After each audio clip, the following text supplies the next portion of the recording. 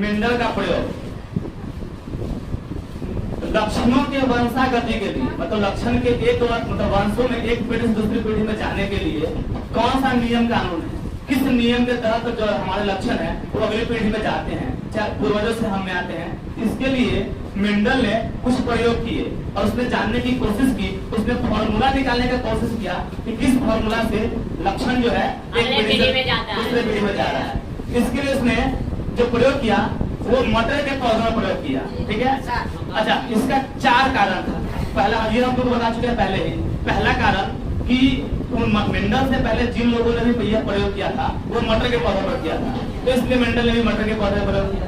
तो तुम लोग सोचो कि क्या मेंडल के पास अपना दिमाग नहीं था कि वो कुछ नया पौधा पर रिसर्च कर सके? तो इसका सिर्फ एक ही कारण नहीं था, कुछ और कारण भी। सेकेंड कारण यह है कि मटर का पौधा हर जगह उपलब्ध होता है, हर राज्य में, हर देश में, मतलब धरती के हर कोने में मिल जाता है वो। ठीक है, थर्ड कारण ये था कि मटर का पौधा बहुत जल्दी उग जाता है, मतलब एक से दूसरा पेड़, दूसरा से तीसरा पेड़ उगाने में ज्यादा समय नहीं लगेगा।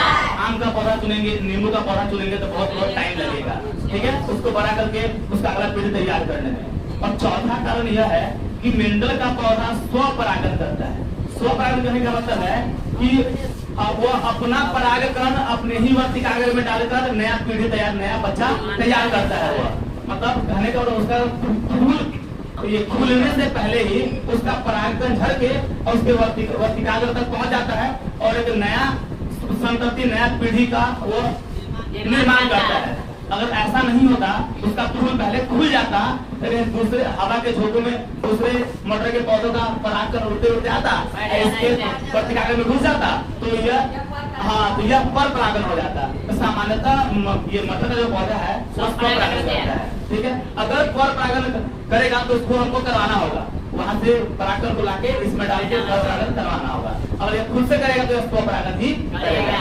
ठीक है, चलो उसके बाद मेंडल ने क्या किया, सिर्फ एक लक्षण पर फोकस नहीं किया, उसने 3-4 लक्षणों को ध्यान में रखते हुए मटर के पौधों का प्रयोग किया। पहला, लंबा पौधा और बौना पौधा लेकर उसका पर परागण पहले करवाया। ठीक है, और उसने जानने की कोशिश की कि उससे जो पौधा जन्म लेगा वह लंबा होगा कि छोटा होगा कि बीच में जाएगा, बीच का भी हो सकता है। उसके बाद उसने पहले क्या किया कि हरा फूल वाला और पीला फूल वाला, यानी अलग अलग मटर के फूल का अलग अलग रंग लेकर और उसने पर परागण करवाकर चेक किया कि अगला जो पीढ़ी आएगा वो किस रंग का होगा। अच्छा, फिर गोल बीज और झुर्रीदार बीज, क्योंकि मटर का कुछ गोल बीज होता है और कुछ पिचका हुआ झुर्रीदार बीज होता है। उस अलग अलग बीजों के टाइप के पौधों का संकलन कराकर, क्रॉस करवाकर और उसने जानने की कोशिश की कि अगला पीढ़ी कैसा होगा। ठीक है, तो इसके लिए सबसे पहले बात करेंगे एक संकर संकरण, एक संकर संकरण। ठीक है, देखो इसका मतलब है कि किसी एक लक्षण को ध्यान में रखते हुए दो अलग अलग मतलब वैरायटी के पौधों के बीच संकरण कराना, जिसमें दोनों गुण एकदम विपरीत हो। ठीक है, हाँ, लेकिन हम एक ही लक्षण का अध्ययन करेंगे। जैसे हम अगर पौधे की लंबाई को ध्यान रखते हैं तो एगो पौधा पूरा लंबा लेंगे, एगो पौधा पूरा छोटा लेंगे, और दोनों के बीच संकरण कराएंगे। अब हम देखेंगे कि अगला पीढ़ी लंबा आ रहा है कि छोटा आ रहा है कि बीच आ रहा है। हम उसके फूल का रंग नहीं देखेंगे, हम उसके बीज का आकार नहीं देखेंगे, सिर्फ लंबाई को देखेंगे। इसलिए इसका नाम इसी को कहते हैं एक संकर संकरण। यानी कि एक लक्षण को ध्यान में रखते हुए जो संकरण कराते हैं उसको एक संकर संकरण करते हैं। तो मेंडल ने क्या किया कि एक जगह से ले आया लंबा पौधा, ठीक है, और दूसरी जगह से ले आया बौना पौधा। अब तुम तो जानते हो कि ये जो मटर है वह स्वपरागण करता है, मतलब जहाँ लंबा पौधा होता होगा तो उसका पीढ़ी दर पीढ़ी, बेटा पोता परपोता सबका सब लंबा लंबा होगा। और जहाँ बौना पौधा है वहाँ सबका सब बौना ही होगा, क्योंकि वह बाहर से कोई परागकण लेता ही नहीं है। फूल खुलने से पहले ही वो अपना नया पीढ़ी का उत्पत्ति कर लेता है। देखो मान लो ये हो गया लंबा पौधा, यह बौना पौधा, ठीक है।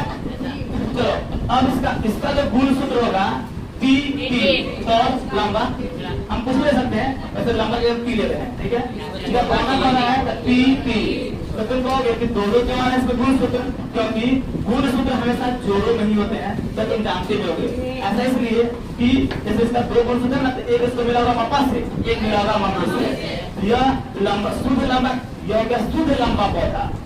शुद्ध लंबा कहने का मतलब है इसके पापा भी लंबे रहे होंगे, मम्मी भी लंबी रही होगी, इसलिए शुद्ध लंबा हो गया। यानी कि जो दोनों पुरुषों इसको मिला है, पापा और मम्मी से वो लंबा लंबा मिला है। और यह हो गया शुद्ध बौना। कौन बौना रे? शुद्ध बौना, क्योंकि इसके पापा भी बौना रहे होंगे, उसकी बौनी रही होगी। तो ये पहला लक्षण आया पापा से और दूसरा लक्षण आया मम्मी से।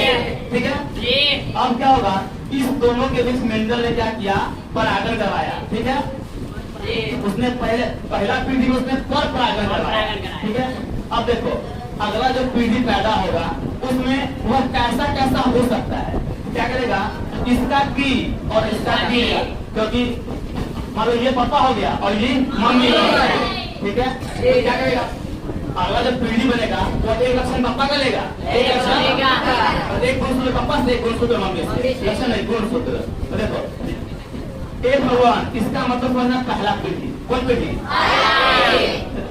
टी का टी हो गया एक, या पहला का टी लेगा और दूसरा का टी ले लेगा, टी वाला टी टी, ये हो सकता है। क्या तीसरा, अब इसका दूसरा का टी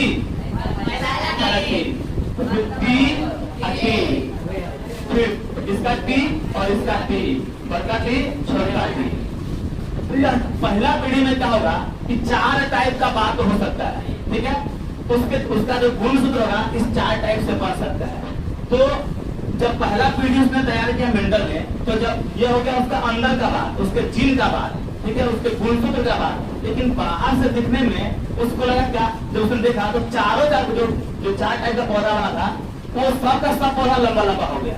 तो उसको होगा टेंशन कि आखिर कौना वाला गुण गया का, क्योंकि हम तो ये लंबा पौधा लिए थे, जो पौधा लिए थे तो सबका सब लंबे कैसे हो गया। ठीक है, यानी कि बौना वाला गुण गायब हो गया। ठीक है, तो इसने क्या किया, अब अगला पीढ़ी उगाते हैं। ठीक, अब जो 4 टाइप का जो पौधा उगाया हुआ है, अब क्या किया, इसमें से 2 अगला पीढ़ी पीढ़ी लेता है। कैमरा दिखाई दे रहा है, ये नहीं दिख रहा है। तो देखो अगले पीढ़ी में यह 2 पौधा लिया पहला पीढ़ी में से, और यह सब दोनों पौधा क्या लंबा है। ठीक है, तो चारों एक ही टाइप का था, टी टी, इसका भी टी टी। अब इससे जो अगला पीढ़ी जो सेकेंड पीढ़ी तैयार करेगा, F2 पीढ़ी, F1 का पहला पीढ़ी, F2 का दूसरा पीढ़ी। अब देखो अगला पीढ़ी में गुणसूत्र किस किस प्रकार से सेट हो सकता है। इसका टी लेंगे, इसका टी लेंगे, टी टी एक बता, बड़का टी छोटा टी, टी टी, छोटा टी बड़का टी, तो पहले बड़ा फिर छोटा लेते हैं, छोटा टी छोटा टी, टी टी।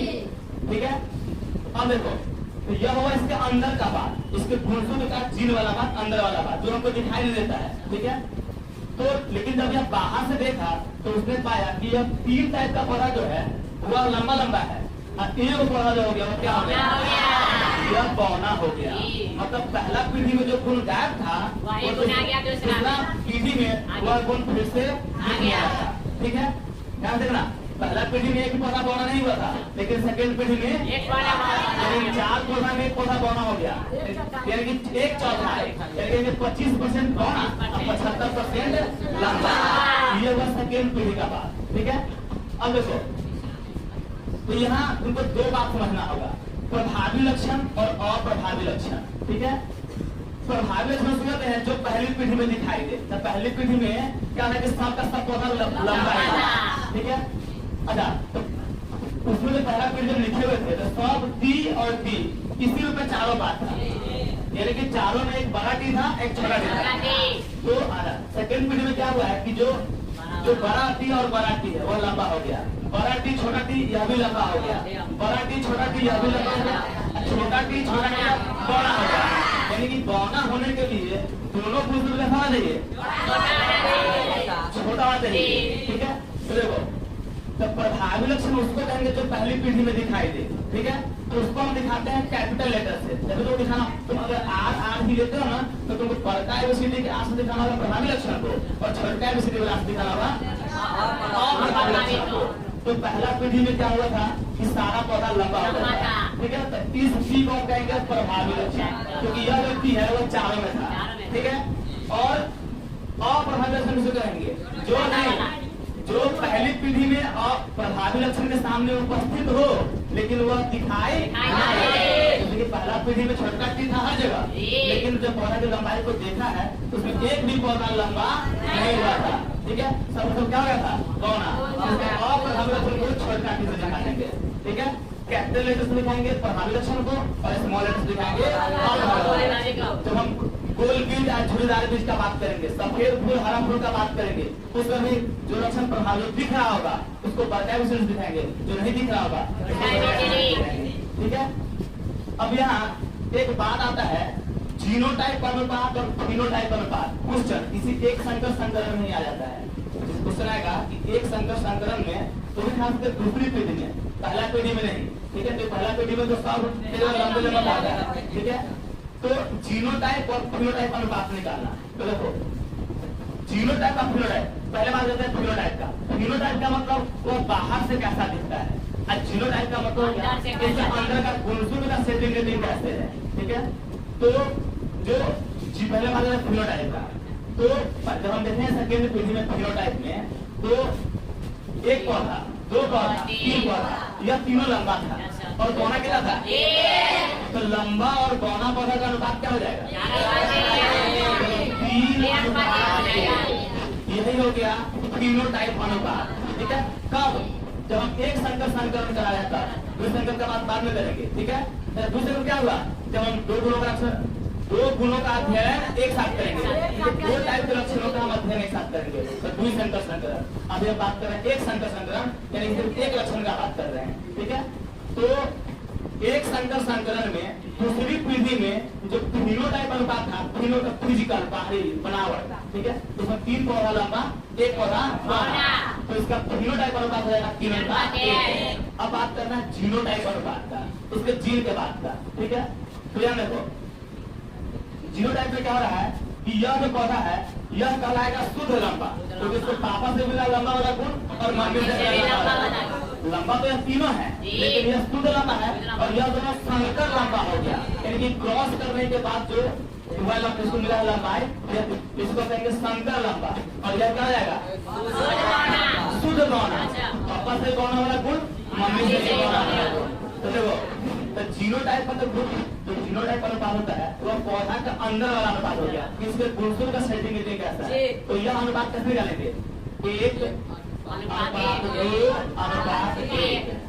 यह समझना है, एक शुद्ध लंबा हो गया, दो संकर लंबा हो गया, ये हो गया इसका जीनोटाइप अनुपात। अब फिनोटाइप का 3:1। ठीक है, तो 3 पौधा लंबा, 1 पौधा बौना। ठीक है, यह था एक संकर संकरण। अब बात करना है द्वि संकर संकरण।